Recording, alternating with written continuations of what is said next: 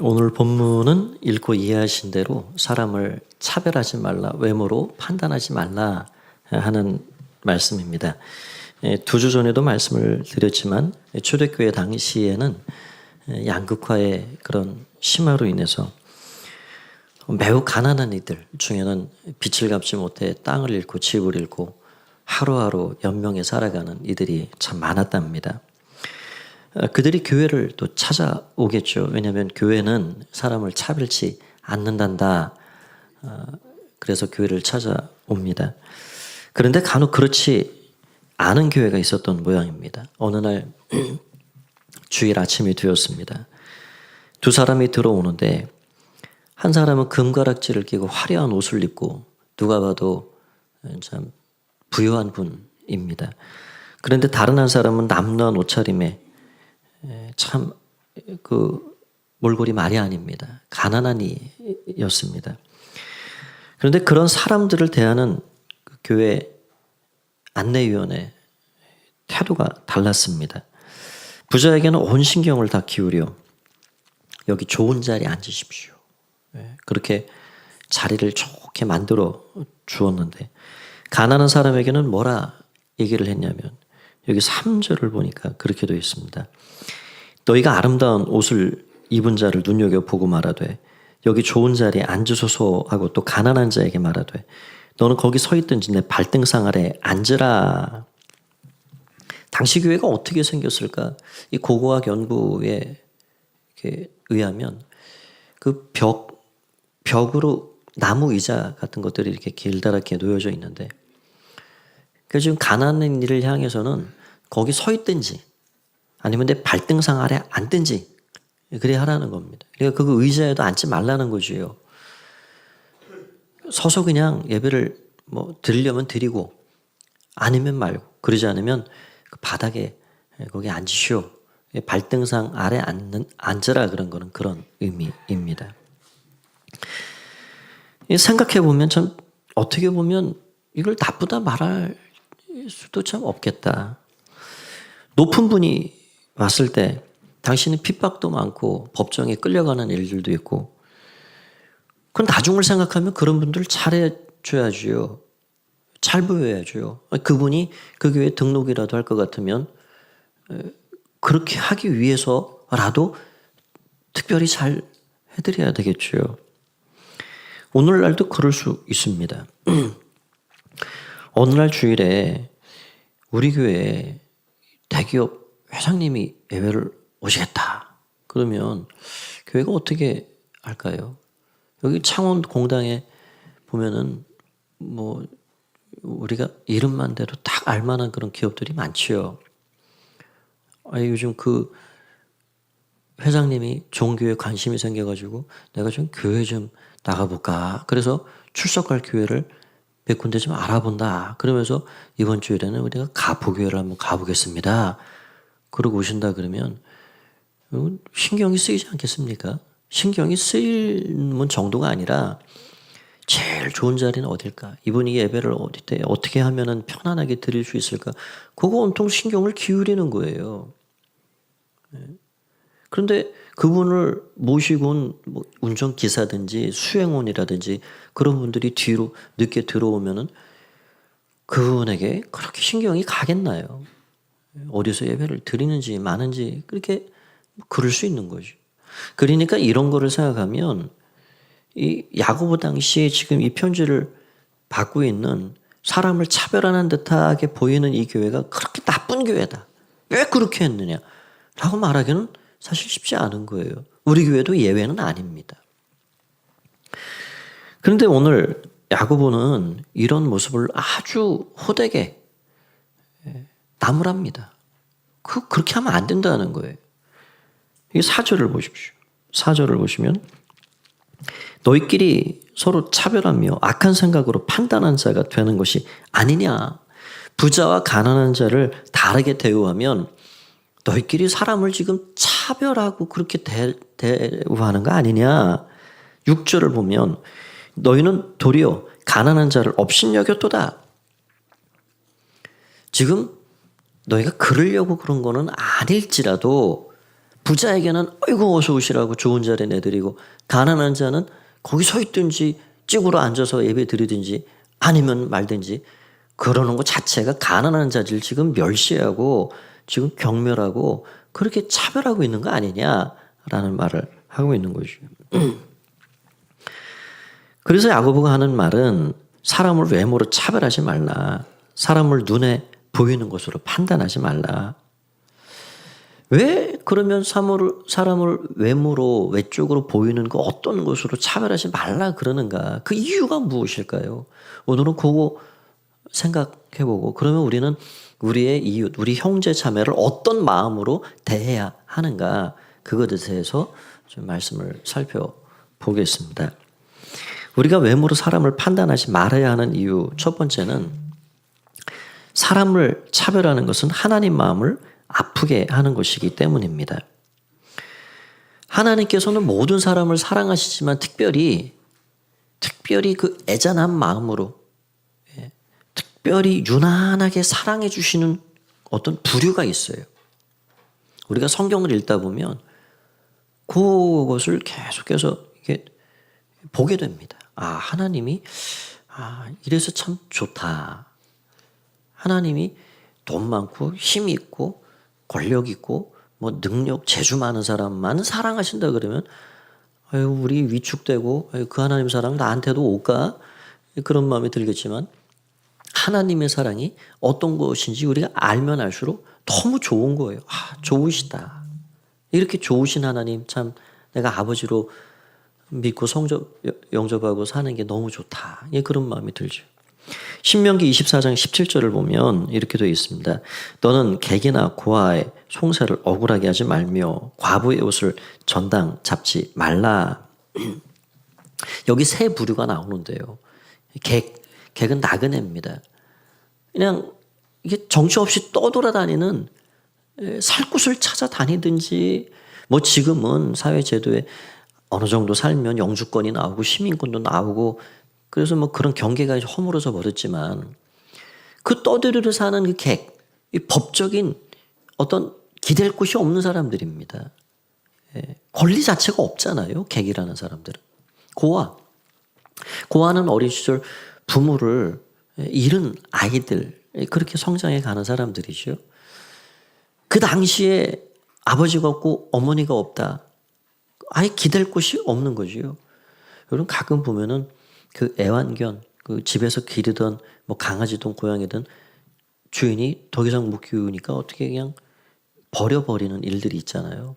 그러면 그 짐승들이 들짐승이 돼버립니다. 그냥 주인 없이 떠돌이로 사는 그 애완견, 뭐 고양이 되게 불쌍하죠, 사실은. 그런 존재인 거예요. 과부, 남편을 잃고 기댈 곳이 없는, 의지할 곳 없는, 즉 그런 어려운 처지에 있는. 그러니까 이 세 부류의 공통점은 기댈 곳이 없다, 의지할 곳이 없다 하는 겁니다. 이들을 향하여서 기댈 곳 있는 사람들에게 너희는 그들을 무시하지 말라, 억울하게 하지 말라라고 말하고 있습니다. 더 나아가서 무시하거나 억울하게 하지 말 뿐만 아니라 그들을 향해서 자비로운 마음을 가지고 그들을 대해주라. 곡식을 추수할 때 낫으로 전부 추수를 하잖아요. 그런데 뒤에 돌아보니까는 뭐 한 구퉁이를 빼뜨렸어요. 그러면 다시 돌아가서 그거 싹싹 베우지 말고 그냥 내비둬라 좀. 내비둬. 그거 싹 쓸어가 담아 그러지 말고 좀 흘려줘라 좀. 감람나무 포도원에서 그거 가을 되면은 그거 따가지고 수확할 때 2바퀴, 3바퀴 그냥 다 돌아가지고 하나도 남김없이 싹 쓸지 말고 그거 좀 내비둬라. 듬성 좀 남도록 그렇게 따라. 왜 그러냐면 그들에게는 과수원도 없어요. 집도 없어요. 그러니 그 사회적인 약자들을 배려하시는, 사랑하시는 하나님께서 그런 법까지도 그 백성들에게 만들어 주신 거예요. 너그러운 마음으로. 이웃을 내 곁에는 항상 이 필요가 필요한 사람들, 가난한 애들이 있다라는 걸 잊지 말고 살아가라 하는 걸 말씀해 주고 있는 겁니다. 이사야 25장 4절 말씀에 하면 하나님께서 또 어떤 말씀을 주시냐면 주는 포악자의 기세가 성벽을 치는 폭풍과 같을 때 빈궁한 자의 요새이시며 환난당한 가난한 자의 요새이시며 폭풍 중에 피난처이시며 폭양을 피하는 그늘이 되셨사오니 포악자, 힘있고 권력 있는 그 사람들이 성벽을 치는 폭풍처럼 가난한 애들, 약한 애들을 막 조여올 때 그때 하나님께서 어떻게 해주신다는 거예요? 빈궁한 자의 요새가 되어주겠다. 내가 환난당하는 자의 그 가난한 자의 요새가 되어주겠다. 내가 피난처가 되어주겠다. 그 뜨거운 햇빛, 그 내려주는 폭양을 피할 수 없는 집 없는 그들에게 내가 그들의 그늘이 되어주겠다. 그게 얼마나 주님의 마음이 참 감사해요. 예수님께서도 마태복음 5장부터 이어지는 산상수훈에서 뭐라 말씀하십니까? 심령이 가난한 자가 복이 있다. 천국이 너희 것이다. 누가복음에는 그냥 가난한 자가 복이 있다. 애통하는 자가 복이 있다. 그뿐입니까? 예수님께서는 몸이 병든 환우들, 죄짐을 지고 마음이 병든 죄인들, 그들을 가까이 가셔서 그 병도 고쳐주시고 죄짐도 풀어주시고, 그러니까 그들은 사회적인 약자 그룹이거든요. 그들을 가까이 하신 거예요. 그들을 친구 삼아 주신 겁니다. 여러분, 이게 하나님 사랑입니다. 하나님 사랑은 항상 낮은 곳으로 흘러 들어가게 되어 있습니다. 자연계의 물이 그 원리를 따라 존재하듯이, 물이라는 것은 항상 가장 낮은 곳, 더 이상 밑바닥에 흘러 내려갈 수 없는 곳까지 흘러가는 게 물이지요. 하나님 사랑이 그 물의 원리와 똑같다는 거예요. 그래서 여러분, 하나님의 은혜와 사랑을 우리가 더 깊이 받기 위해서 그래서 겸손이 필요한 겁니다. 겸손하고 낮으면 낮을수록 우리가 하나님의 높으심과 우리의 낮음을 고백하고 나아가면 나갈수록 하나님의 은혜와 사랑은 더 깊이 우리 가운데 흘러 들어오는 거예요. 그러니까 하나님이 가장 싫어하는 사람이 누구냐? 교만한 사람입니다. 마음이 교만하면 하나님 사랑을 단 한 방울도 받을 수가 없어요. 그러니까 하나님 사랑은 지극히 낮은 곳으로 고이는 사랑, 흐르는 사랑. 그래서 나그네든 고아든 과부든 가난한 이든 약한 이들을 끔찍하게 지극히 유난한 사랑으로 그들을 사랑하시는 그 하나님이라 하는 것을 알게 됩니다. 여러분, 누군가 내 약한 자녀가 어디 가서 괄시를 받고 왔다. 내가 사랑하는 내 약한 자녀가 요즘 막 입학 시즌이 됐으니까 뭐 학교에 다 이제 입학시키고 보내잖아요. 그런데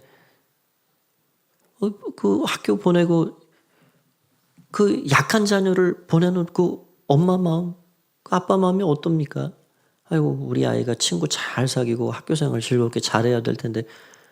그런데 그 아이를 괄시하고 쥐어받고 막 무시하고 그런 친구가 있다. 그러면은 그 얘기를 들으면 어떤 마음이 생깁니까? 화가 나지요.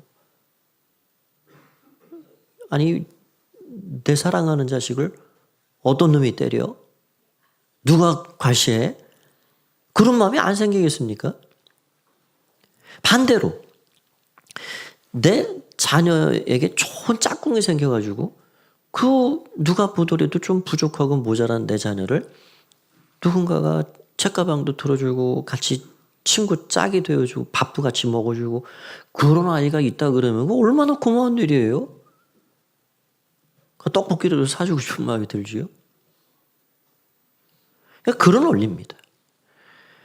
그러니까 여기 뭐 자녀들을 아들들을 군대에 이미 보내본 분들이 많이 계실 텐데 내 아들을 훈련소에 입소를 시켰어요. 요즘에야 편해졌다 그러지만 뭐 아이들은 또 나름대로 힘들겠지요. 그러면 훈련소에 보내놓고 그 마음 졸이지요. 아이고 훈련하다가 어디 다치지는 않았을까? 밥은 잘 먹고 있을까? 그런 마음으로 마음 졸입니다. 그리고 훈련소 보내고 며칠 있으면은 그 옷가지가 이제 오잖아요. 그 옷 붙잡고 또 눈물 짓고 그게 어머니 마음이지요. 그런데 편지가 왔어요, 어느 날. 그런 걱정을 하고 있는데, 엄마, 우리 훈련소 조교가 고등학교 선배야. 어제 내가 배고파 죽을 뻔했는데 선배가 건빵 사줬어. 그런 편지를 써서 보냈다 그러면 그거 읽을 때, 아이고, 얼마나 고마운 일이에요. 그 조교가 얼마나 고맙겠어요. 그러면 다음에 훈련소 끝날 때, 면회 갈 때, 그 아들 먹을 거, 그거 챙기면서 누구 거 또 챙기겠어요? 그 아들 잘해준 사람 거, 그 조교 것도 챙기는 거예요. 그게 하나님 마음입니다. 그러니까 하나님께서 특별히 마음을 기울이시고 마음을 쏟고 있는 대상, 그 사람들을 지금 멸시하고 하대하고 하는 거는 하나님이 아프시다는 거예요. 너 왜 내가 사랑하는 일을 그렇게 괄시하냐? 우리가 우리의 약한 자녀 하대받고 괄시받으면 마음 아픈 것처럼, 그런데 그를 잘해주면 아이고 너무 잘했다. 뭐래도 해줄까? 그런 마음이 들어온다는 거예요. 그래서 여기 5절 말씀을 보십시오. 5절을 보시면 내 사랑하는 형제들아 들을지어다. 하나님이 세상에서 가난한 자를 택하사 믿음에 부유하게 하시고 또 자기를 사랑하는 자들에게 약속하신 나라를 상속으로 받게 하지 아니하셨느냐. 약한 자 가난한 자를 택하셔서 존귀하게 하시고 하나님 나라를 상속받게 하신다. 그래서 하나님의 사랑은 낮은 곳으로 흘러내리는 사랑이다. 세상적으로는, 세상적인 기준으로 보면 가난하고 미약한 자들 그거 어디다가 쓸 데 있을까, 무슨 일이나 제대로 할 수 있을까 생각하지 모르지만 그들을 하나님께서 존귀하게 만드셔서 믿음에 부여하게 하시고 하나님 나라 상속자가 되게 하신다. 이게 얼마나 감사한 일이에요. 그래서 여러분, 우리 하나님은 좋으신 하나님이십니다. 우리가 성경을 읽으면서 하나님을 알면 알수록, 예수님을 알면 알수록 거부감이 생기거나 아니 왜 하나님이 이러나? 그런 게 아니라 하나님 너무 좋으시다. 너무 자비하시다. 너무 인자하시다. 참 부족하고 받을 자격 없는 자들을 이렇게도 사랑하시는구나 하는 거에 우리 감동을 받게 되는 것이요. 저와 여러분 모두가 사람을 차별치 않으시는 하나님, 그 하나님을 생각하면서 우리도 사람을 차별치 않고 가난하고 약한 자들을 위해 줄 줄 아는, 그래서 하나님께 기쁨을 드리는 그런 믿음의 사람들로 살아가기를 축복합니다. 두 번째는 우리가 왜 사람을 외모로 판단해서는 안 되는가? 사람을 차별하는 것은 하나님의 성품에 어긋나기 때문입니다. 하나님은 사람을 외모로 판단하지 않습니다.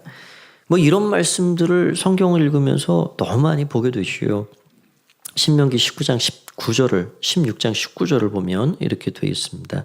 너는 재판을 굳게 하지 말며 사람을 외모로 보지 말며 또 뇌물을 받지 말라. 뇌물은 지혜자의 눈을 어둡게 하고 의인의 말을 굽게 하느니라.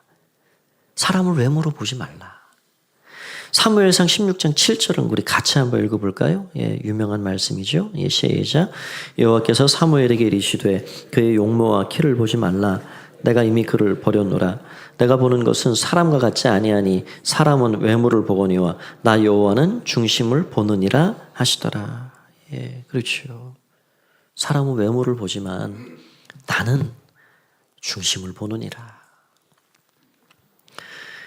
만일 하나님도 우리의 생김새를, 우리의 뭐 똑똑하고 뭐 이런 지식 정도를, 우리 가진 정도를, 우리 능력 정도를 보고 우리를 대해 주셨다 그러면 아유 뭐 그 하나님 우리가 그렇게 믿고 신뢰할 수 있을까요? 하나님 불공평하게 우리를 대하셨다 그러면 그러지 않다 하는 겁니다. 나 여호와는 중심을 보느니라. 로마서 2장 11절 말씀. 이는 하나님께서 외모로 사람을 취하지 아니하심이라.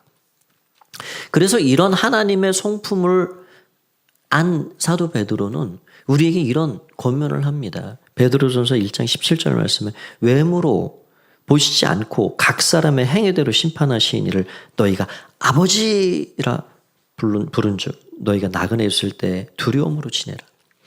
그러니까 우리가 자녀 아니에요. 하나님이 아버지시니까. 그러면 천성적으로 타고난 어떤 그 성품이야. 우리 육신의 부모님의 그 천성을 가지고 태어난 거죠. 그래서 그 기질이 우리 각자 다릅니다. 그런데 육신의 부모님께로부터 받은 기질은 다르지만 영의 하나님을 아버지로 섬기는 믿음의 자녀들로 살아가는 우리는 하나님이 가지고 계신 그 성품을 우리가 하나님 사랑하고 하나님 존경하고 하나님 바라보고 살면 그 하나님 성품을 자녀니까 닮아가게 돼 있는 거예요. 아버지가 하나님이 가난한 자, 미약한 자, 병든 자, 상처 입은 자 그들을 외면치 않으시고 그들을 가까이 하시고 그들을 품으시고 그들의 피난처와 그들의 그늘이 되어주시고 그들의 영의 아버지가 되어주신다 하는데 자녀된 우리들이 어떻게 그 하나님의 성품을 나감으로 반대가 되는 삶을 살아갈 수가 있습니까? 그거 안 된다는 거죠. 너희가 그 사람을 외모로 취하지 않는 하나님을 아버지라 부른즉 너희도 그와 같이 아버지를 닮은 자들이 되라 하는 말씀입니다. 여러분 세상은 사람을 외모로 판단합니다. 그 지극히 자연스러운 일이에요. 그거를 우리가 왜 그러느냐? 말하지 못할 만큼 지극히 자연스럽게 그렇게 사람을 외모로 판단합니다. 인격적으로 형편없어도 돈 있고 힘 있으면 그게 미화가 돼요. 미화. 성공의 자리에 올라가 있으면 그 과정이 어쨌든 누구 주머니를 털었든 그게 실력이 돼요. 정치 세계에도 그런 거 아니에요. 누구를 배반했든 누구를 속였든 높은 자리에 일단 올라가면 그게 뛰어난 정치 감각이 된다고요. 또 우리나라에도 그런 것이 얼마나 많아요. 우리나라에 그 성형수술 받으러 오는 사람들이 많이 있고 그 외모 지상주의라는 말 이쁘면 다 용서된다. 그런 말들이 있잖아요. 사람이 예쁘고 잘생기고 그렇게 외모를 자꾸 추구하고 하니까 그런 모델 연예인들이 막 사치하고 명품 들고 다니고 그러면은 그게 어떻게 보입니까? 그게 사치가 아니라 멋스럽게 보이는 거예요. 멋스럽게. 변덕을 부려도 발랄하게 보이고. 그런데 못생긴 사람이 그렇게 해보십시오. 그럼 뭐라 그럽니까? 아이고 꼴값 떤다. 꼴값 떨어. 그게 외모를 보고 판단하는 거예요.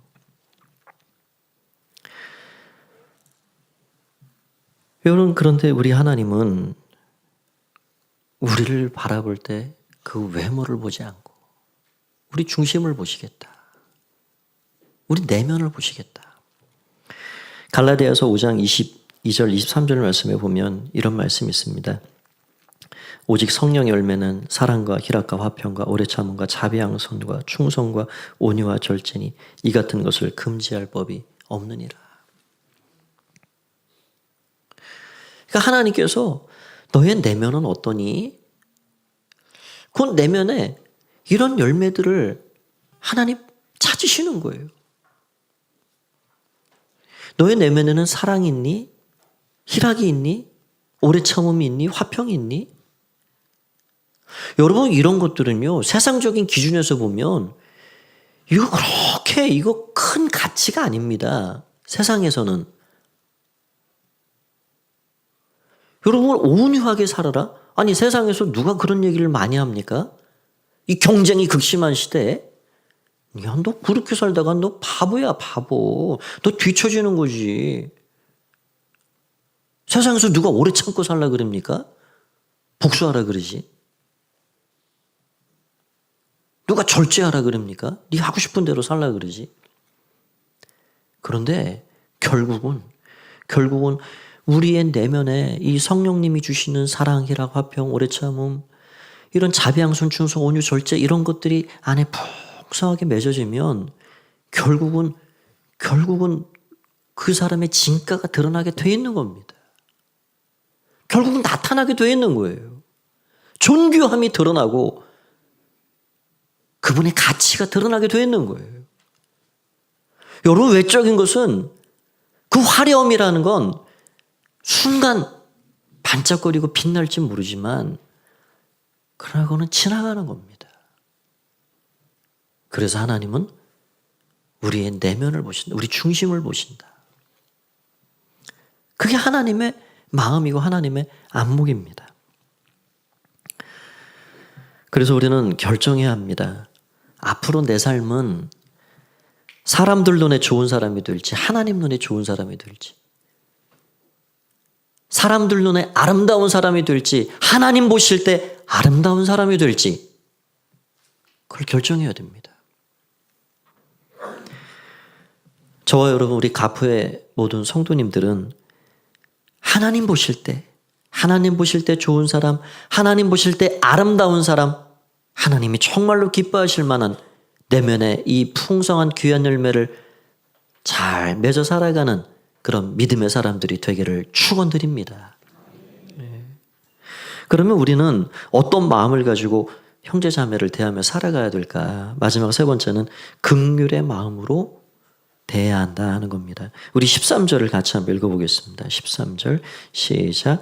긍휼을 행하지 아니하는 자에게는 긍휼 없는 심판이 있으리라. 긍휼은 심판을 이기고 자랑하느니라. 결국 서로를 긍휼히 대해라, 긍휼을 행하라 라는 말을 해주고 있는 것입니다. 차별을 없애는 가장 좋은 방법은 뭐냐면 긍휼의 마음을 갖는 것입니다. 긍휼의 마음, 서로를 긍휼한 눈으로 보는 것입니다. 가정에서, 교회에서. 여러분, 우리가 서로가 서로를 볼 때 좀 못마땅한 것들이 보이지요. 내 눈에 내 기준이 있으니까 왜 저 사람은 저렇게 하지? 왜 저것밖에 안 되지? 이런 것들이 보여요. 우리는 다 좋은 것도 있지만 약한 것도 가지고 사는 존재이니까 그럴 수밖에 없습니다. 그럴 때 그래도 하나님의 뜻을 따라 살려 하고 그래도 열심을 내서 그렇게 살아가고자 하는 자기 자리에 그런 것들을 우리가 크게 보는 거예요. 장점을 크게 봐주는 거예요. 장점을. 그 장점이, 그가 가지고 있는 그 장점이 더 크게 드러날 수 있도록 그렇게 지지해 주는 겁니다.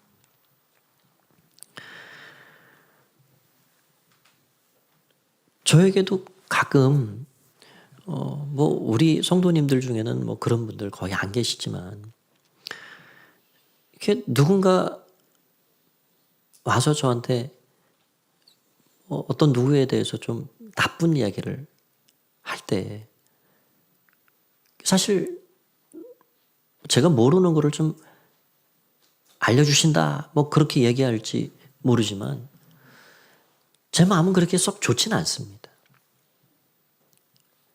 약하든 강하든 잘났든 못났든 다 우리 가족 아니에요, 사실은.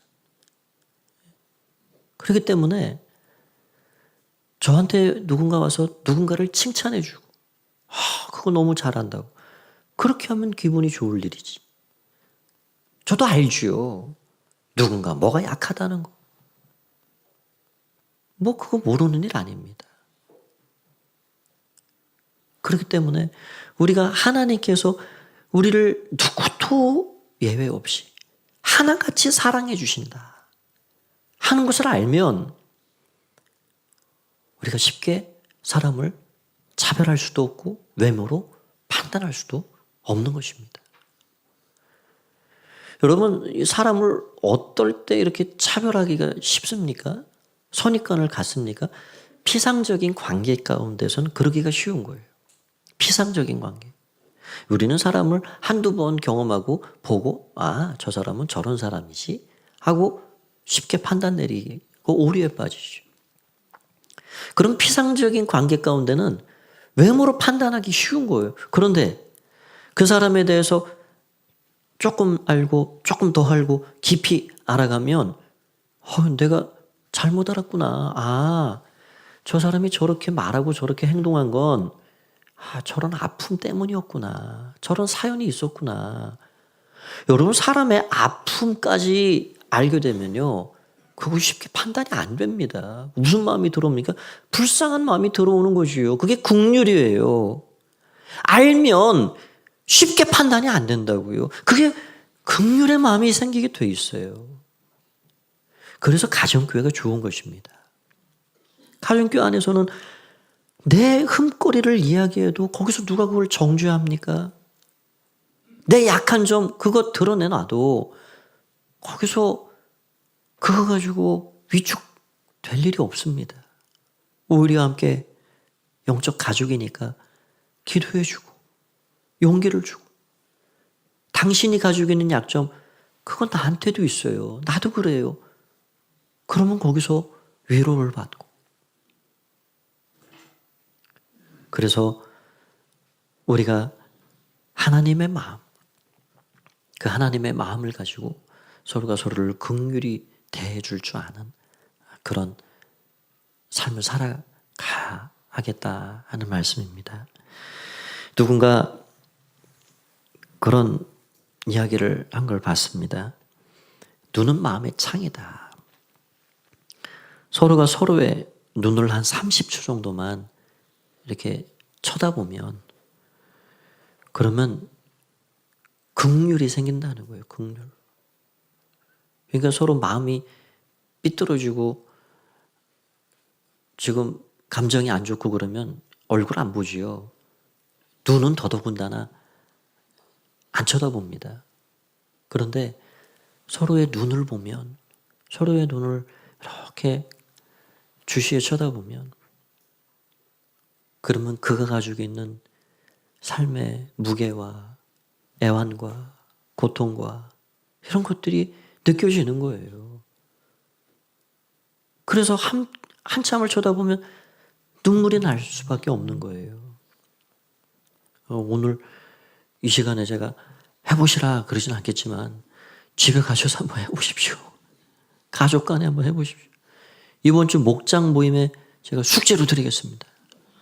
네, 서로 한번 30초 이렇게 한번 쳐다봐 주십시오. 나름대로 최선을 다해서 가정도 교회 생활도 하고 있는 그들의 모습 속에서 하나님 마음을 느껴지게 될 것입니다. 한 주간의 삶에도 우리 주님의 마음, 긍휼의 마음 깊이 담고 하나님 마음으로 많은 이들을 사랑으로 섬겨가는 그런 복된 삶을 살아가는 여러분의 삶이 되시길 주의 이름으로 축원드립니다.